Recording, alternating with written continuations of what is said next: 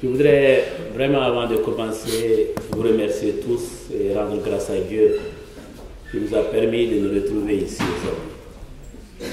Bien sûr, on aurait tous voulu aujourd'hui voir dans notre pays une nouvelle ère, voir dans notre pays d'autres horizons et surtout voir dans notre pays beaucoup plus d'espoir pour aller de l'avant. Je voudrais remercier la diaspora malienne de façon générale pour ce qu'elle fait pour notre pays, pour sa constance dans le développement du pays, par son sens de la solidarité, parce qu'en fait, aucun gouvernement au Mali ne peut tenir sans la diaspora malienne. Et je voudrais reconnaître aussi à la diaspora en France son sens politique très élevé. Yara l'a dit tout à l'heure, vous avez réagi même avant nous pour dire non au coup de force, pour dire non à l'arbitraire, pour dire non à l'arrêt, au coup de frein à la démocratie dans notre pays. Je voudrais vraiment vous saluer pour ça. Et vous dire que vous êtes toujours à l'avant-garde de ce combat-là et que vous devez continuer à être à l'avant-garde de ce combat. Nous aussi, nous comptons sur vous et sur votre courage et sur votre engagement.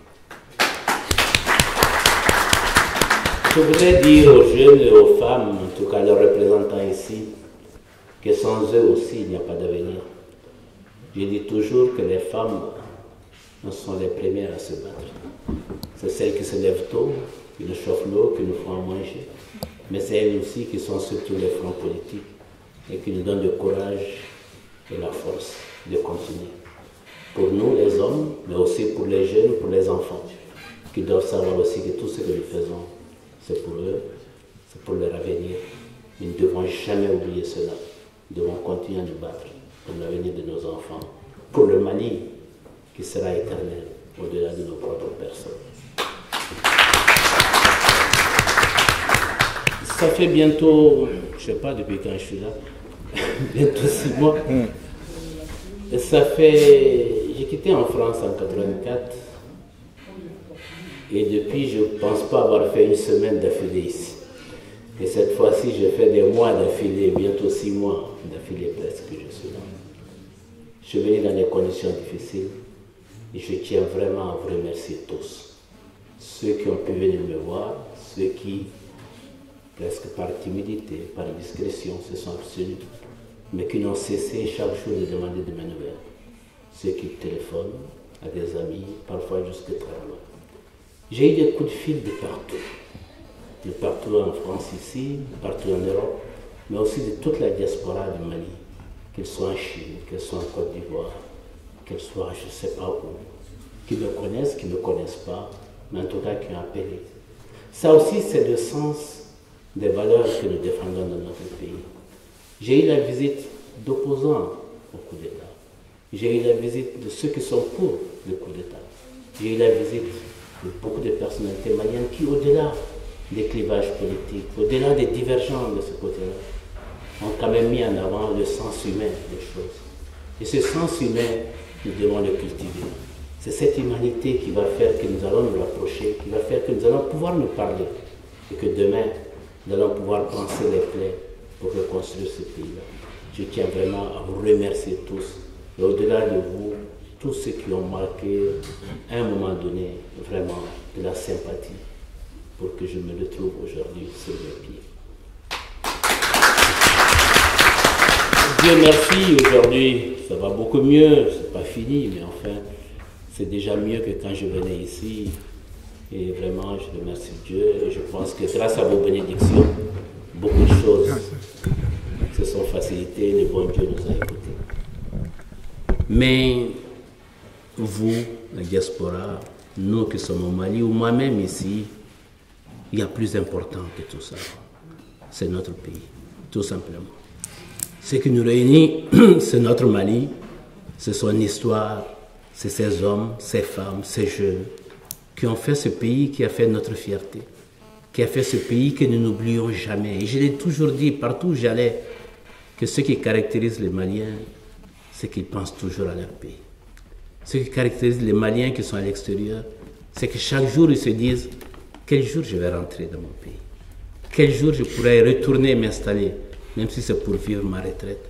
Est-ce que mes enfants pourront retourner ?» Vous savez, juste avant le coup d'État, nous avons remarqué que les jeunes de la diaspora, en particulier ceux qui sont en France, étaient dans un mouvement pour retourner au pays. Parce qu'ils y croyaient, parce qu'ils se sont dit, enfin, les conditions sont réunies pour que nous aussi, nous fassions comme nos pères. Que nous aussi, nous puissions amener notre savoir-faire, ce que nous avons appris. Nous voulons retourner chez nous. J'ai rencontré beaucoup d'entre eux. Des jeunes qui sont nés ici, qui ont grandi ici, qui ont étudié ici, se disent, enfin, nous allons retourner chez nous. Malheureusement, ce qui est arrivé, mais je pense qu'ils vont revenir quand même, parce que nous allons tout faire pour que la situation se rétablisse. Nous allons tout faire pour retrouver le dynamisme qu'il y avait dans ce pays-là. Nous allons tout faire pour que notre démocratie et notre République s'implantent de façon définitive. Je suis sûr que ce que nous vivons, ce n'est qu'un accident. Et cet accident Aujourd'hui, nous sommes meurtris par ce qui se passe dans le nord de notre pays. Une situation catastrophique. Une situation que chacun de nous, je suis sûr, les premières semaines en se réveillant, se dit, est-ce que je n'ai pas rêvé hier soir? Est-ce que ce que j'ai entendu à la radio, ce n'était pas qu'un rêve? Malheureusement, c'est la réalité. C'est la réalité. Aujourd'hui encore, j'ai téléphoné dans la zone. J'ai des amis, j'ai des parents, puisque je suis de cette zone. Ils me disent, oui, bon, mais on est là, on n'a plus d'électricité. Il y a un problème d'eau, parce que l'eau aussi est tirée par l'électricité. En ce moment, il y a une réunion à la mairie. J'ai dit, qu'est-ce qui se passe? Il dit, mais il y a des jugements. On ne sait pas ce qui va en sortir. Chaque jour, la situation sociale se dégrade. Chaque jour, nous allons vers l'aventure. Et chaque jour, il y a la désespérance qui s'installe dans cette zone-là. Il ne faut pas qu'on les abandonne. Il ne faut pas qu'on les oublie. Il ne faut pas qu'on accepte que ce pays puisse être divisé un jour. Ce pays doit être uni. C'est cette union qui fait notre force. Qui n'est pas de cette zone? Qui n'est pas d'ailleurs? Chacun de nous, ou a sa femme, ou son frère, ou son cousin. Nous sommes tous tellement mélangés depuis des siècles et des siècles. Ça ne date pas de l'indépendance, c'est bien avant. Depuis le Ouagadougou jusqu'à l'Empire Songhai, en passant par le Royaume Peul, en passant par l'Empire du Mali. Tous, nous sommes tous les mêmes. Nous avons pu forger une identité. Nous avons pu faire en sorte que le Mali, ça veut dire quelque chose. Nous avons pu faire en sorte que Malien, ça veut dire quelque chose. Nous ne pouvons pas oublier tout ça. Mais nous devons saluer ici le courage de ceux qui sont là-bas. Ils se sont battus à bras nus contre des armes. Ils se sont battus, mais ils ne peuvent rien face à des armes aussi sophistiquées. Ils ne peuvent rien face à la terreur, à la violence, à des gens qui n'ont pas de loi, qui ne respectent rien. Il faut saluer leur courage. Il faut penser à ceux qui ont eu plus de difficultés encore, qui ont été mutilés, qui ont été frappés, aux gens qui ont été lapidés, aux gens qui sont morts. C'est pour ça que je voudrais vous demander tous que nous observions une minute de silence en la mémoire de tout cela.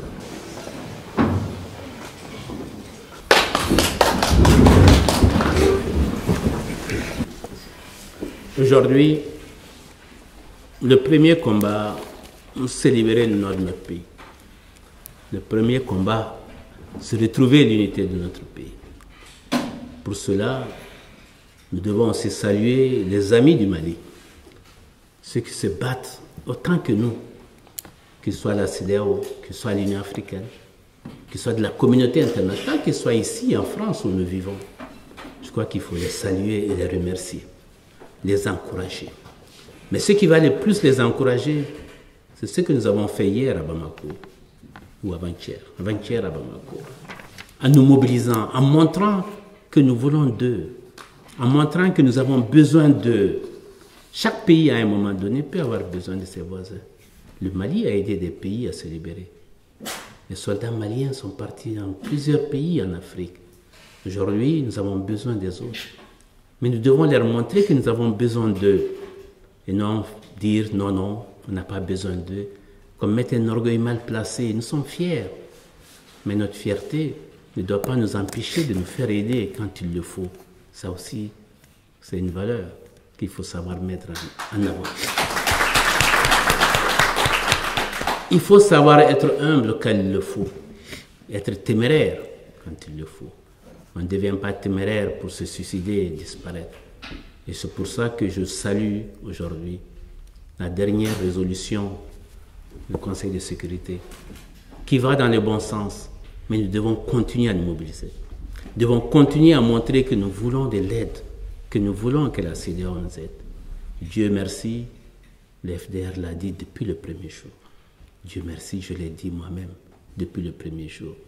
Et l'histoire est en train de nous donner raison. Donc, faisons en sorte que nos frères qui ne croyaient pas à cette solution, qu'eux aussi viennent à cette solution. Parce que je suis sûr que, comme nous voulons que ce pays soit sauvé. Eux, comme nous voulons d'un pays uni. On va régler nos autres problèmes après. Le bulletin de vote va nous départager. Les débats contradictoires vont nous départager. Nous ferons en sorte qu'il y ait une vraie gouvernance dans notre pays. Parce que nous voulons tous que demain, nos enfants et nos femmes vivent en paix. Nous voulons tous demain que le Mali retrouve sa place. Que le Mali retrouve les taux de croissance qu'il a. Que le Mali puisse vraiment compter parmi les nations africaines qui vont de l'avant, les nations émergentes que nous souhaitons. Aujourd'hui, il y a la situation du Nord, nous sommes sur le bon chemin. Il y a la situation à Bamako, qui n'est pas non plus très brillante. Il y a des problèmes sécuritaires réels. Il y a des problèmes économiques très graves. Aujourd'hui, il n'y a plus d'investisseurs au Mali. Aujourd'hui, il n'y a plus d'aide publique au développement. Aujourd'hui, tout le monde perd son emploi. Ça veut dire que la situation devient extrêmement grave. Vous vivez dans une situation économique difficile de plus en plus en Europe. Ça veut dire l'aide que vous nous apportez là-bas, elle aussi, cette aide-là aussi va diminuer. Ça veut dire qu'il y a une conjonction de forces négatives qui s'installent et les plus pauvres, les plus démunis vont souffrir encore plus. Les malades n'auront pas de médicaments. Les enfants iront de moins en moins à l'école. Ça veut dire que le niveau global va baisser et ça va nous mettre en retard et beaucoup plus en retard. C'est pour ça que nous devons sortir de cette situation le plus rapidement possible. La situation économique est très grave. La situation sociale est difficile. La situation sécuritaire, n'en parlons pas. Nous sommes donc dans une phase dépressive et nous devons tout faire, nous mobiliser, nous battre pour sortir de cette situation. Et nous avons besoin des autres. Et nous devons faire en sorte qu'à Bamako aussi, il y a un minimum d'unité d'action pour que nous puissions sortir de cette situation. Je pense aujourd'hui que nous sommes sur une bonne voie. La bonne voie, c'est quoi? Nous avons l'aide de pays amis importants, que ce soit l'Union européenne, que ce soit les États-Unis, que ce soit la France, et je pense d'autres pays, mais aussi nous avons le soutien de l'Union africaine, nous avons le soutien de la CEDEAO. Et je pense aujourd'hui que les forces démocratiques qui se sont mobilisées à Bamako vont aussi nous aider à avancer dans ce sens. Moi, ce que je pense, c'est que nous avons une occasion aujourd'hui d'échanger, de voir quelles sont les préoccupations des uns et des autres, d'échanger en information et surtout de rester mobilisés, de rester solidaires pour que nous puissions aller de l'avant.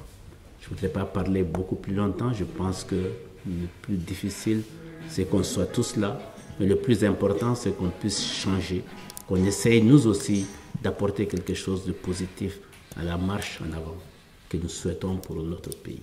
En tout cas, merci à tous d'être là. Vive le Mali uni, le Mali prospère, le Mali uni. Merci. Merci, Président. Je crois qu'on est tous rassurés. Parce qu'il y en a pas mal de téléphones quand même qui sonnent. Comment il va? Est-ce qu'il va bien? Voilà, vous l'avez dit, il est là, il est en bonne santé, français et en ordre. Alors, maintenant, il y a effectivement des questions, il y a beaucoup de questions quand même qui ont été posées à ce moment-là, c'est lui qui doit répondre. On les a regroupées en 3-4 thèmes. Donc, on ne peut pas, bien sûr, je peux appeler les noms des personnes qui ont posé des questions, mais on va essayer de traiter par thème. Et la première question, c'est Djibril Djambana. Tu peux poser ta question, venez par là. Madame, Monsieur, bonsoir. Bonsoir, Monsieur Soumaïla Cissé. Je suis un militant du comité du Bourget. J'ai une seule question à poser. Je voudrais simplement savoir comment et pourquoi on n'entend pas parler de notre président dans aucun média au Mali. En même temps, je suis très content et très fier de l'avoir en chair et en os. Merci. Je pense que les médias parlent de nous, on n'entend pas, mais on peut lire quand même sur certains médias. Les choses changent, c'est donc l'actualité qui commande. Je pense que, comme le dit Gambara qui en a parlé, que les médias ne parlent pas de nous, bon, les médias parlent quand même de nous. Et je crois qu'au-delà de ma personne, ce qui est important, c'est ce que nous défendons. Ce qui est important, c'est les valeurs que nous défendons. Elles sont défendues par l'FDR, par l'URD, par l'ADEMA, par le PDS, enfin, tous les partis, le Parénan, tous les partis qui sont avec nous. Et je crois que c'est ça qui est le plus important aujourd'hui, au-delà de nos propres personnes. De savoir si M. Soumaïla Cissé s'engagerait davantage pour la résolution des problèmes du Nord, notamment la mobilisation des fonds sur le plan international en faveur des réfugiés et les déplacés internes. Le Nord, Madame Bokoum en a parlé. Madame Bokoum, j'ai passé quelques mois ici. J'ai rencontré beaucoup de gens.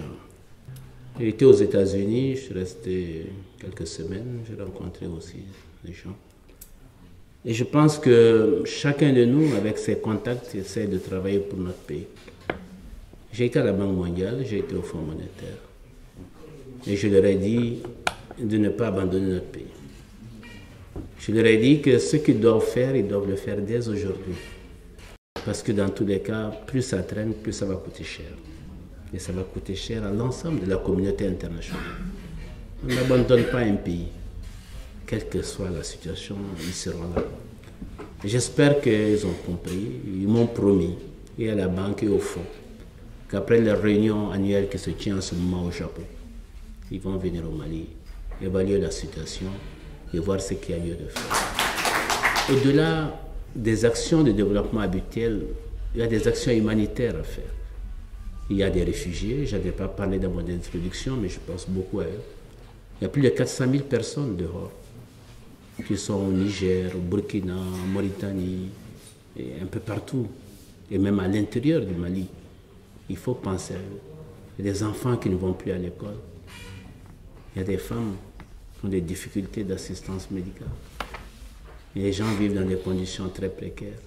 Ces derniers temps, il y a le choléra qui s'y est mêlé. Et les hôpitaux sont vides et la situation est très grave. Je crois que quand on pense à tout ça, il y a vraiment les grands principes de droits de l'homme, il y a des grands principes de gouvernance, mais je pense aussi que l'aspect humanitaire doit être souligné pour que les populations les plus démunies puissent être soulagées, en tout cas le plus que possible. Je pense que ce contact-là, je continuerai à l'avoir et je ferai tout pour les populations de mon pays. Bonjour, Monsieur le Président Cissé. Aujourd'hui, ce qui empêche vraiment l'intervention militaire au nord, on voulait savoir un peu plus de détails, s'il vous plaît. Niaraté demande qu'est-ce qui empêche l'intervention au nord. Bon, on peut en parler pendant des heures. Mais ce qui est sûr, c'est qu'il y a un minimum de conditions. D'abord, on a eu beaucoup de tergiversations à Bamako. Je crois que ceci est une réalité.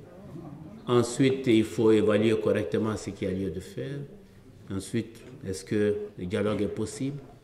Et il y a une communauté internationale qui est là, il y a des problèmes de droit international. Et je crois qu'il faut réunir tout ça pour pouvoir intervenir correctement. Mais ce qui est important aujourd'hui, c'est la dynamique qui est créée. Et cette dynamique est déjà bien enclenchée avec la résolution qui a été votée hier à l'unanimité. Je crois que c'est important. Et celle qui est attendue dans le mois à venir, en tout cas dans les 30 jours à venir, si nos techniciens arrivent à faire un bon document, je suis sûr qu'ils feront ce document-là. Et en ce temps, on verra concrètement s'il y a lieu d'aller à la guerre, ou dans quelles conditions, ou si vraiment des gens sont devenus brusquement raisonnables pour pouvoir reculer. Mais il faut préjuger de rien, il faut continuer à se préparer. Et la guerre, ça se prépare. Et je pense qu'aujourd'hui, la communauté internationale elle-même voit les dangers. Le danger, ce n'est pas que le nord du Mali, c'est tout le Mali. Le danger, ce n'est pas que tout le Mali, c'est toute la zone sahélienne, c'est tous les voisins et c'est même la communauté internationale. On a vu que les Américains qui ont été tués en Libye, l'ambassade, mais les gens viennent du Mali. Il y en a qui viennent du Mali.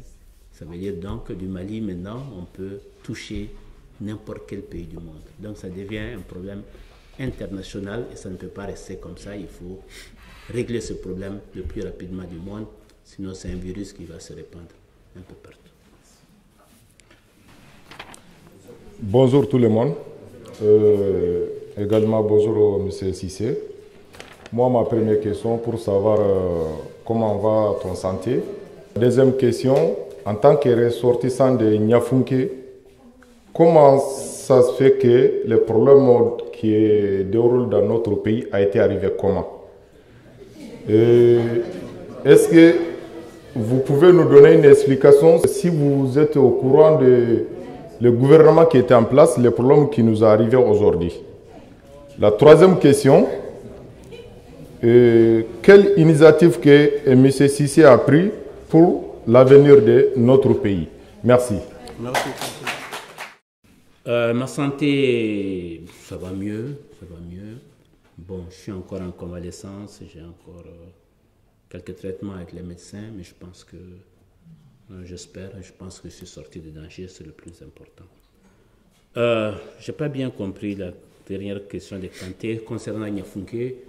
Bon, à Niafunké, mais je suis malien, hein. Et ceux qui sont des cas, ils sont concernés comme ceux qui sont à Niafunké ou à Gao. Je crois que l'important, c'est cela. C'est vrai, je suis directement touché. J'ai ma famille là-bas, j'ai des parents, j'ai des amis. J'ai téléphoné ce matin même à Niafunké. La situation n'est pas très reluisante et je crois que ça m'interpelle tous. Et nous devons tout faire pour que ça aille rapidement. Les procès sur le gouvernement qu'il y avait, les choses qu'il y avait, on était tous là, on est tous vivants. Personne ne s'attendait à une catastrophe. Je crois que s'attendre à une catastrophe et qu'on tourne tous la tête, qu'on attende la catastrophe pour dire « ah, on savait », je crois que c'est un peu puéril comme argument. Il y a une situation qui est là, qui n'est pas bonne, et je crois que mobilisons-nous pour régler ce problème. Mobilisons-nous pour cela, et non de passer le temps à nous invectiver. Ah, c'est votre faute, c'est vous qui avez fait ceci, c'est vous qui n'avez pas fait cela. Bon, je crois que ça ne nous avance à rien. Aujourd'hui, notre pays est menacé de disparition. C'est plus important que tout. Et il n'y a pas plus grave. Je crois que dans l'histoire de notre zone, c'est peut-être depuis 1591, je dis ça aux gens, quand les Marocains ont envahi l'Empire Songhai, qu'on a eu cette histoire-là, où le pays a été disloqué et qu'on a mis du temps à le reconstituer. Bien sûr, peut-être la colonisation. Mais enfin, c'est pour vous dire que c'est très très loin dans nos mémoires et que ce que nous vivons aujourd'hui, nous ne nous en rendons pas compte parce que nous sommes contemporains de cette situation, mais dans quelques années, dans quelques siècles, l'histoire retiendra cette date-là. Et un de vos arrière-petits-fils va dire mon arrière-grand-père était là ce jour-là. Qu'a-t-il fait? Qu'a-t-il fait? Il s'est contenté de critiquer l'ancien régime. Ça ne les intéresse pas. Qu'a-t-il fait pour qu'aujourd'hui, je puisse me retrouver dans un pays qui vit en paix, qui a oublié ce passé douloureux et qui a pu surtout le surmonter? C'est ça le plus important et je crois que c'est sur ça que nous devons travailler.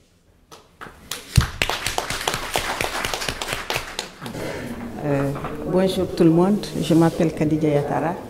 Bon, je voulais poser une question à M. Cissé. Bon, en tant que responsable, quelqu'un qui a eu de très hautes fonctions au Mali et peut-être futur président, je lui pose la question. Est-ce que le problème du Mali, du nord du Mali, n'a pas été pris à l'envers? Vous êtes un certain nombre, au moins 6 ou 7, qui sont sur la place politique. Et vous êtes liés au nord. Et ce sont exactement vous qu'on cherche à écarter de la classe politique. Donc le problème du nord se pose autrement. Comment vous le voyez? Comment vous pouvez nous édifier là-dessus? Merci. Merci, madame. La situation au Mali interpelle tout le monde. Ce n'est pas une affaire du Nord, ce n'est pas une affaire du Sud. Tout le monde doit se sentir concerné. Tout le monde. Et ce n'est pas les gens du Nord qui sont plus mobilisés que les gens du Sud dans notre pays. Ce n'est pas les gens du Nord qui ont leur fierté bafouée plus que des gens du Sud. Ne rentrons pas dans ça. Ça n'a jamais existé au Mali, ça n'existera pas au Mali. Moi, ma femme est assise ici, elle est de Kologani. Certains d'entre vous ont des femmes de Tombouctou, de Gao. Vos enfants, ils sont d'où? Ils sont du Sud ou ils sont du Nord? Vous allez les obliger à choisir entre leur père et leur mère? Non. Restons unis, battons-nous pour notre pays. Nous sommes l'un des rares pays à avoir mis dans sa constitution que nous sommes prêts à laisser notre souveraineté pour l'unité de l'Afrique. Ça veut dire que demain, s'il y a une fédération, les Maliens unanimement sont prêts à y entrer. Le Mali et le Sénégal ont ça dans leur constitution.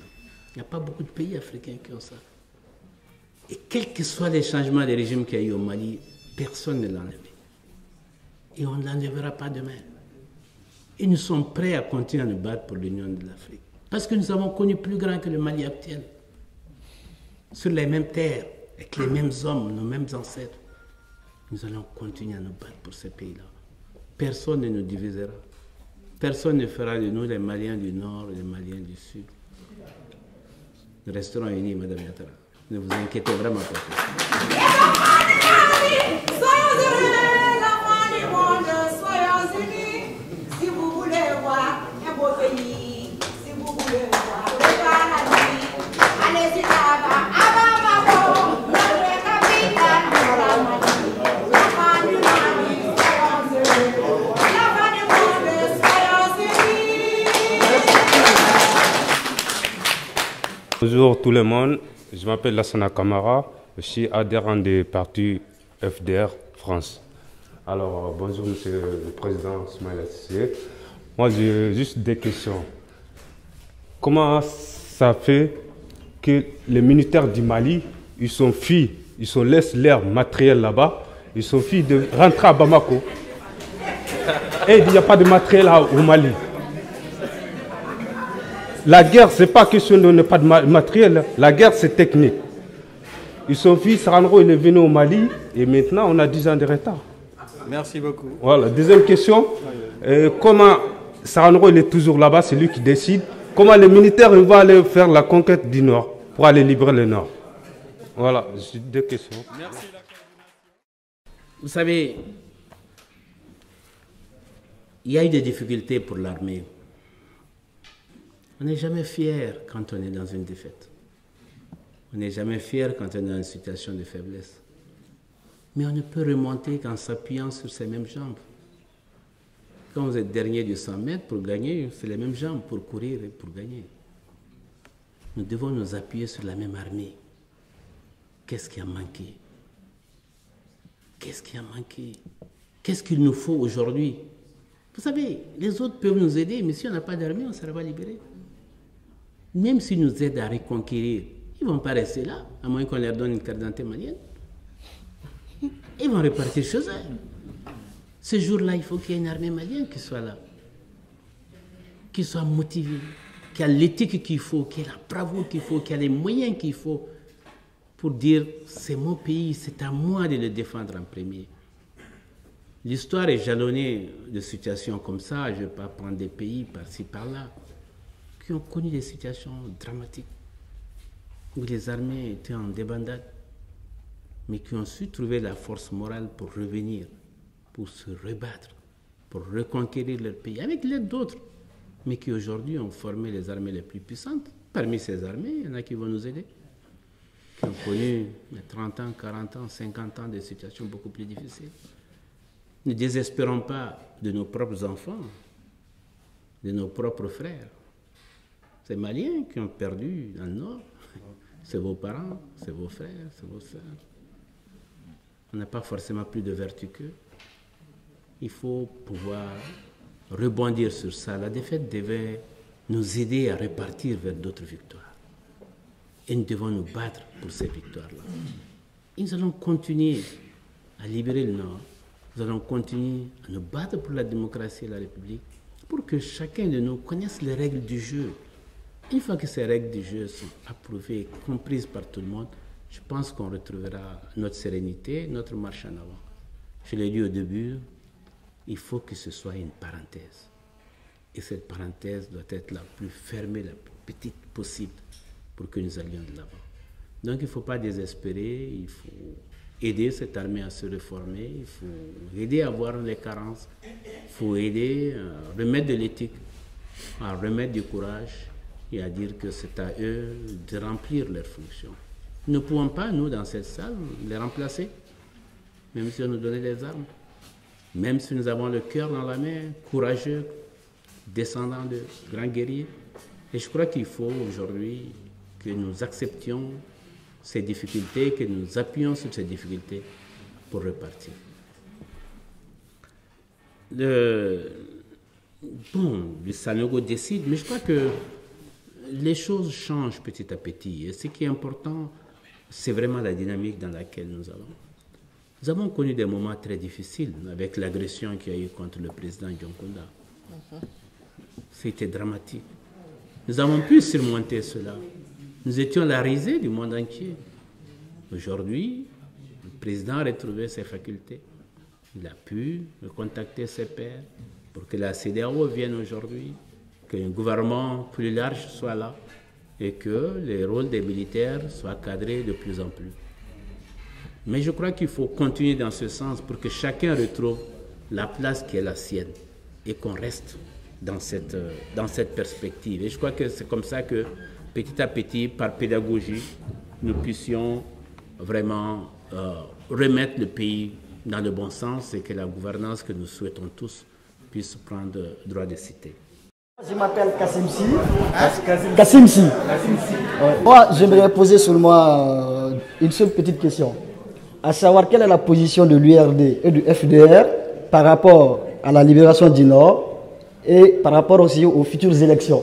Est-ce qu'il faut déjà libérer le Nord avant les élections ou les élections avant la libération du Nord? Et quelle est la position de l'URD par rapport à cette question? Merci. Donc, le président va répondre. l'URD et le FDR par rapport à la libération des élections. Je donne toujours l'image d'un homme qui marche, qui a 2 pieds. Il amène le pied gauche loin, mais il est obligé de s'arrêter. Tant que le pied droit ne vient pas à sa hauteur, il ne pourra pas avancer. Vous savez, nous sommes exactement dans la même situation. Il faut libérer le Nord, il faut faire des élections. Il ne faut pas dire on va faire que ça d'abord, que ça après. Je crois qu'il faut travailler dans les 2 sens. En même temps qu'on libère le Nord, il faut travailler à ce que les conditions soient réunies pour une élection. Si le jour où on a libéré le Nord, on se rend compte qu'on n'a pas de fichier électoral, on n'a pas de commission électorale nationale indépendante en foi, on n'a pas les moyens pour acheter des urnes, pour faire des bulletins, pour faire des... Ceci, cela, il est évident que nous allons attendre 2 ans pour le faire. Si on commence par des élections, on dit on fait des élections, et qu'enfin, le jour du vote, on se rend compte que personne n'est disponible pour voter, parce qu'il y a la guerre au nord, parce que les gens sont réfugiés, parce que les gens ont peur pour leur sécurité, ou que les gens n'ont pas à manger, qu'ils ont d'autres préoccupations, mais vous ne ferez pas d'élection non plus. Et je crois qu'il ne s'agit pas de mettre l'un ou l'autre. Il faut travailler sur les 2 piliers en même temps pour qu'on soit dans des conditions idoines, pour que 80-90% des gens soient dans des conditions de sérénité requises pour qu'on puisse aller à des votes. Mais la priorité, c'est vrai, c'est la libération du Nord. Mais il faut aussi penser, au moment où on fait une action, qu'est-ce qu'on va faire après? Et ça, certains doivent réfléchir à ça, c'est leur travail, pour que l'ensemble soit en harmonie. On ne finit pas de manger, de dire, bon, maintenant, où est-ce que je vais avoir de l'eau pour boire? Je crois qu'on amène, la maîtresse de maison nous apprête un peu tout ça, et on finit par boire dans quel ordre on consomme tout ce qui est là. Voilà, merci beaucoup. Merci, camarades militants. Monsieur le Président, Madame la Présidente, Monsieur le Secrétaire Général, Mesdames et Messieurs, merci d'avoir honoré le FDR de cette invitation auprès du Président de l'URD, M. Soumaïla Cissé. Le FDR est honoré pour cette invitation et à cet égard, il a diligenté une délégation. Je vois parmi nous M. Mahamadou Cissé, qui est le secrétaire général du Parena France, M.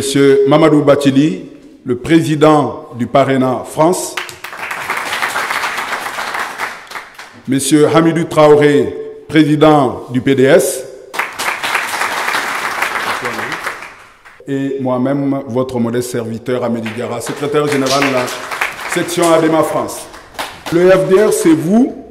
Quelqu'un vient de le dire, c'est Cobra, c'est vous, c'est les Maliens, c'est l'URD, c'est tous les autres partis, les associations, les personnalités qui, le lendemain du coup d'État, je dis bien le lendemain, le coup d'État a eu lieu, je crois, c'est le 21, mais il a été formalisé le 22. Au soir du 22, ces militants qui étaient déjà organisés en coordination ont décidé de dire non au coup d'État. Donc je peux dire, avant le FDR Mali, le FDR France est déjà constitué. Nous l'avons dit parce que nous sommes convaincus d'une chose. C'est que mars 91, les centaines de vies humaines qui sont perdues, nous leur devons quelque chose. Ils ne doivent pas se tourner dans leur tombe parce que des personnes, je ne les qualifierai pas autrement que vous ne le savez vous-même, au hasard d'un détour, je dirais, d'autres le qualifieront mieux que moi, ont décidé d'interrompre ce que nous avons de plus précieux, la démocratie, la paix au Mali. Nous avons dit non, parce que d'autres se sont sacrifiés avant nous. Nous leur devons cela, cette résistance. Et les militants URD font partie de ceux qui se sont levés à cette époque-là, à ce moment-là, à cette heure précise, pour dire non. Nous avons suivi avec effroi le développement des jours après ces jours sombres de 2012. Je dirais la tentative d'assassinat des personnalités. Et le camarade Soumaïla Cissé fait partie, malheureusement, des cibles de ces personnes et il l'a payé cher. On peut dire dans d'autres circonstances, c'est une mort programmée. Mais comme nous sommes croyants, nous sommes nombreux à être croyants, quelles que soient nos obédiences de croyance, que c'est Dieu qui dispose aussi de la vie, ils ne sont pas arrivés à leur fin. Et nous louons le bon Dieu pour nous avoir donné cette chance d'avoir parmi nous cet homme politique sur lequel nous fondons les espoirs de demain. Nous sommes contents de le voir en chair et en os pour beaucoup d'entre vous dans la forme dans laquelle il est. Et nous prions qu'il soit encore mieux en forme pour affronter avec d'autres hommes politiques des valeurs comme le Mali, demain, le combat politique de la démocratie. Le FDR y veille, le FDR luttera jusqu'à la libération du Nord, jusqu'à l'instauration de la démocratie et au triomphe. Merci.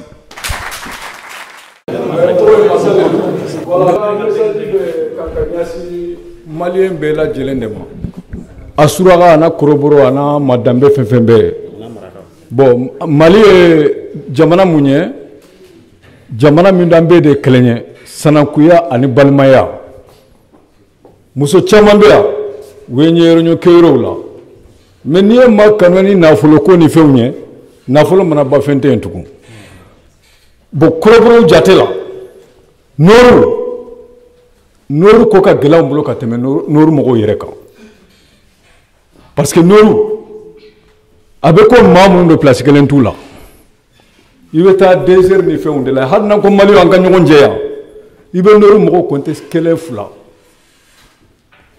ibe mali to l'ouesti mo kayini jamana to mogo ye chogomi ite noru mogo ye chogola prévenir nyembe en ka respect muso doka madame Koulibaly a tekene kaya ane karta domina quand kata MNLA saisi la Strasbourg ne masalen tumbe teti la odon ni mamun tumbe ibse ka témoigner noru fasali ode ne je suis dukure de Tambakara nkoro muso mba de muso folo a furlembe koroboro kedema alu ya bilan meiga ay duna bla il y a 2 semaines aka sangafo kerambolo kedla garo dunda il est de Minaka.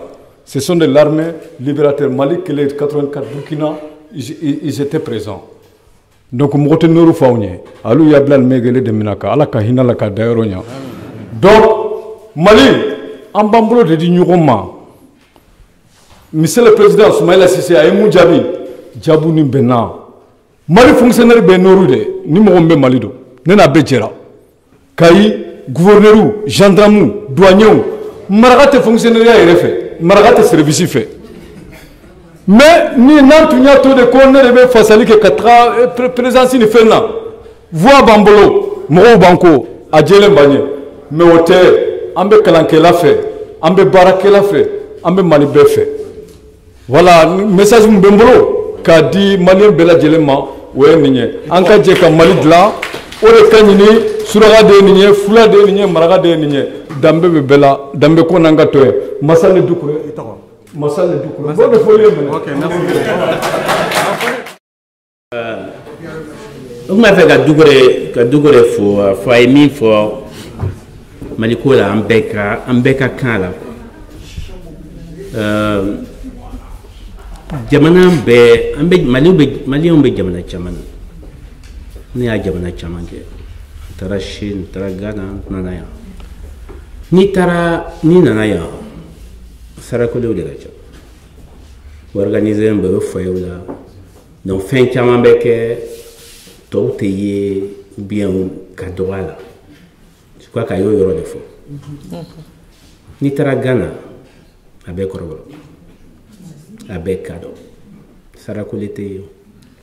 De madame Noubé, ni réunion car nous faisons. Ibita Abidjan, be Sarakolo be fula yu dama, be koroboro yu dama. Jamana be na toya ni mogo be yoram na toya. Donc mogo shi kana ke mogo shi nyena ki be yoram na to te jamana fe. Yoro be na toya ni ayu deme. Kana aya yirula fu fana yu nyokoni.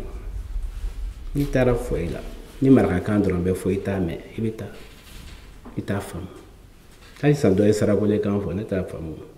Donc, an bɛ ɲɔgɔn dɛmɛ de jamana in bɛɛ ye kelen ye maliyɛn bɛ yɔrɔ o yɔrɔ Mali ka d'a ye n'i taara yɔrɔ o yɔrɔ ma maliyɛn ye min b'a fɔ Mali ko ne ye n kɔ don a la ko da ye a tɛ yen i ye kɔrɔbɔrɔ ye i ye Fulani i ye Maraka ye i ye Bamanan ye i ye a bɛɛ ka kan la donc minnu bɛ yan a ye t'u nɔfɛ ka na jamana kungo don a y'a fɔ a ka parti ɲɛmɔgɔw ka t'u nɔfɛ u ka u lafaamuya association b'u bolo fɛn caman bɛ yan a bɛɛ kelen vraiment an k'an jija la mɔgɔ si kana an fara quoi k'a fɔ an de bɛ kɛlɛ la aw fɛ bɛnkɛ ni nin problème tun bɛ Kayi bɛɛ bɛ wuli n'a problème bɛ Segu an bɛ wuli n'a problème bɛ Gawo an bɛ wuli jamana in mɔgɔ si kana don an kun na nord ni sud ko ni nin kɛlɛ yɛrɛ tɛ mɔgɔ yɛrɛ tun tɛ nord ni sud bɔ Mali la an tun bɛ région kuma de fɔ nin ye 6e région o nin ye 1e région nin ye 3e région ye mais n'i ye statistique ta aw bɛ fili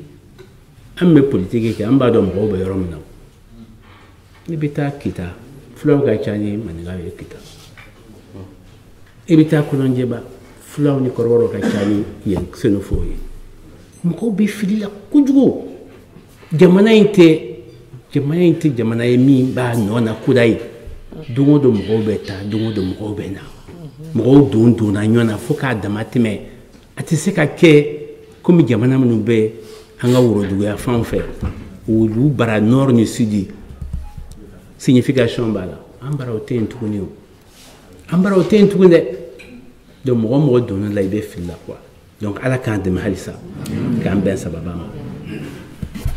Je me présente Aïssata Maïga, donc je suis membre de la section URD et en temps normal, ce n'était pas forcément à moi de poser les questions ce soir. Mais je n'ai pas pu me priver du plaisir de profiter donc de la présence de Soumaïla Cissé pour poser une question qui me tient particulièrement à cœur. Je tiens d'abord à féliciter le président pour sa brillante réponse aux questions d'ordre politique et évidemment la question qui préoccupe tout le monde, qui est la question du Nord, la crise au Nord. Et non seulement la réponse a été brillante, la mise en perspective historique a été éblouissante. Donc moi, personnellement, j'ai été très très satisfaite de la réponse du président aux questions posées. En revanche, je ne saurais me contenter de ça. Évidemment, ce sont les questions urgentes qui nous préoccupent aujourd'hui. Mais avoir quelqu'un qui a été donc directeur de la CMDT, c'est-à-dire la filière économique la plus importante au Mali, qui a été ministre de l'équipement, donc pour un pays enclavé comme le Mali, quand on connaît l'importance des questions des infrastructures et de l'équipement du pays, et qui a été ministre des Finances, donc qui a été au cœur des questions financières du pays, et qui au-delà a géré la politique monétaire ouest-africaine à l'UEMOA pendant des années avec le succès que l'on connaît, on ne peut pas s'empêcher de lui poser la question d'ordre économique qui est de savoir, au demeurant il a fait un diagnostic au passant, donc qui est de savoir aujourd'hui à partir de ce diagnostic-là, quelles sont les filières porteuses qu'il identifierait au Mali, malgré la crise, malgré la situation politique difficile, malgré la crise au Nord. Je veux dire, ça ne doit pas nous empêcher de réfléchir à moyen long terme et de se dire, malgré tout ça, puisqu'on sait que ce problème, on va le vaincre, on va y arriver, c'est de dire quels sont les leviers aujourd'hui en attente, comment on doit se positionner par rapport à ça, et lui, quelle est sa vision macroéconomique à terme pour notre pays, pour la sous-région, parce que je pense que sa vision va au-delà très largement du Mali, et surtout dans un contexte où le président Hollande vient de dire que l'Afrique est le continent de la croissance. Si tel est le cas, quelle est la place du Mali de demain dans l'Afrique? Merci, Monsieur le Président. Aïssata a parlé des problèmes économiques. Le Mali, à l'UEMOA, on peut considérer que le Mali, c'était le 3e pays. Côte d'Ivoire, Sénégal, Mali. On avait des taux de croissance importants, une inflation maîtrisée, des niveaux d'investissement importants. Mais le Mali... Moi, je dis toujours que le Mali, c'est 6 excellences. J'ai eu la chance d'inventer ça dans ma tête. Quand Mandela est venu au Mali, il m'a dit de faire un discours. J'ai dit, bon, je lui ai expliqué ce que c'est que le Mali. Et j'ai dit, le Mali, c'est 6 excellences et c'est sur ça qu'il faut bâtir demain la prospérité de ce pays-là. Le premier, c'est le coton. À l'époque, nous étions premiers producteurs de coton africain et aujourd'hui, je pense que cette année, nous allons encore le redevenir. Par l'Égypte qui est de l'autre côté, sur l'Afrique noire, le Mali va être le premier producteur africain de coton. Donc, c'est une excellence sur laquelle il faut se battre. La deuxième excellence, c'est l'or. Nous sommes troisième producteur africain d'or, après l'Afrique du Sud et le Ghana. Troisième excellence, j'aurais dit que c'est l'élevage. Au Mali, on peut dire que chaque Malien a sa vache.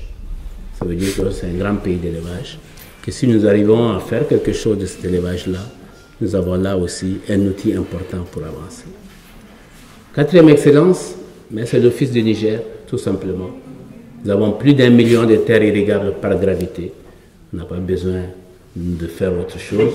Il suffit de faire le canal, l'eau descend. Et là, on peut faire du riz suffisamment. On peut faire autre chose, la canne à sucre, des légumes, de l'élevage même, et qu'on peut exporter sur l'extérieur. J'en suis déjà à 4, il m'en manque 2. Cinquième, pour moi, c'est le tourisme. Quand on a Tombouctou, quand on a Djenné, quand on a le pays de Gong, quand on a les monts Manding, quand on a l'histoire que nous avons, quand on a le delta central du fleuve Niger, quand on connaît les problèmes migratoires des oiseaux dans cette rue-là, on peut dire qu'il y a quelque chose à vendre et que le tourisme au Mali fait partie des excellences. Alors, la sixième excellence, je pense honnêtement que c'est les hommes du Mali. Parce que tout simplement, nous avons un peuple d'entrepreneurs, des gens qui savent faire des affaires. Et je pense qu'on n'exploite pas suffisamment ce savoir-faire. Vous allez dans toute l'Afrique centrale, toutes les boutiques sont Doucouré, Silla, je ne sais pas qui d'autre. Il n'y a pas de Cissé, non, ils sont dans les mosquées. Hein. Bon, quelques Cissé avec. Vous allez en Chine, j'ai été en Chine, j'ai fait une réunion, il y avait 10 fois plus de monde qu'ici. Ils sont Hanzhou, c'est des Maliens, ceux qui font des affaires. Vous allez en Côte d'Ivoire, ceux qui font des affaires. Le plus grand producteur de basin, ou en tout cas vendeur de basin, c'est encore des Maliens. Donc les Maliens savent faire des affaires, ils ont un sens du commerce, ils ont un sens des affaires. Et ça date de longtemps, depuis l'Empire du Ghana jusqu'à aujourd'hui. Je crois que ce savoir-faire-là, il faut aussi pouvoir l'exploiter, savoir qu'on a les ressources humaines pour aller de l'avant. Je pense qu'Aïssata, avec ces 6 excellences, on peut développer ce pays, on peut aller de l'avant. Monsieur le Président, bonjour. Voilà. Madame la Présidente, bonjour. Voilà, je suis ravi de vous voir et nous sommes tous aujourd'hui présents et nous sommes très, très sincèrement contents de vous voir. Alors moi, ma question, je la poserai sur 2 thèmes. Le problème, la problématique de la sécurité et de l'organisation, de la réorganisation de l'armée au Mali. La réorganisation de l'armée au Mali. Nous savons que, s'il plaît au bon Dieu, nous allons vaincre le problème auquel nous sommes confrontés aujourd'hui. Alors, est-ce que, Monsieur le Président, nous pouvons aller, lorsque nous allons gagner cette guerre avec la communauté internationale, est-ce que nous allons aller maintenant vers une autre nature d'armée? Je veux dire par là, est-ce que ça va être une armée de circonscription? C'est-à-dire, est-ce que l'armée va faire appel à la nation pour qu'on puisse souder cette armée à la nation? La première question que je vais vous poser. Alors, la deuxième question, c'est Mme Maïga qui a entamé la question, mais moi, je vais aller dans ce sens-là parce que le Mali avait eu, il y a de cela quelques années, un taux de croissance quand même relativement important qui nous a permis de créer des emplois. Et M. Soumaïla Cissé est très bien placé sur ce plan. Alors, sur le plan macroéconomique, avec les problèmes qu'on a connus avec ce coup d'État, avec les dégâts irréversibles qui ont été faits, Monsieur le Président, est-ce que vous pensez que dans une législature, on est capable de remonter ces problèmes économiques, surtout de faire en sorte que nous puissions aller, aller vers un taux de croissance au-delà de 5-6% pour qu'on puisse créer largement des emplois pour les jeunes Maliens. Voilà. Quand vous appelez... Excusez-moi, je suis mon camarade, le président de l'association Carotte pour l'éducation. Voilà, et je suis un de vos soutiens. Merci pour le soutien. Le camarade, pour sa dernière question, l'armée, je crois qu'on ne va pas rentrer dans les théories, armée de circonscription, armée de volontaires, armée de ceci. Franchement, on verra ça après avec les spécialistes. Moi, ce que je cherche maintenant, c'est une armée qui va libérer ce pays-là. À partir de là, on verra maintenant avec les théoriciens comment il faut faire. Maintenant, on est dans une situation très basse. On est dans une situation difficile. Mais on est dans une situation où on est en train de remonter, d'essayer de prendre l'ascenseur pour aller de l'avant. Est-ce qu'on peut s'en sortir? Est-ce que dans un proche avenir, on peut espérer des taux de croissance de 8%, 9%, 10%? J'ai eu la chance de gérer l'UEMOA depuis 2003, je suis là-bas jusqu'en 2011. J'ai fait 9 ans à l'UEMOA. Donc j'ai vu beaucoup de situations.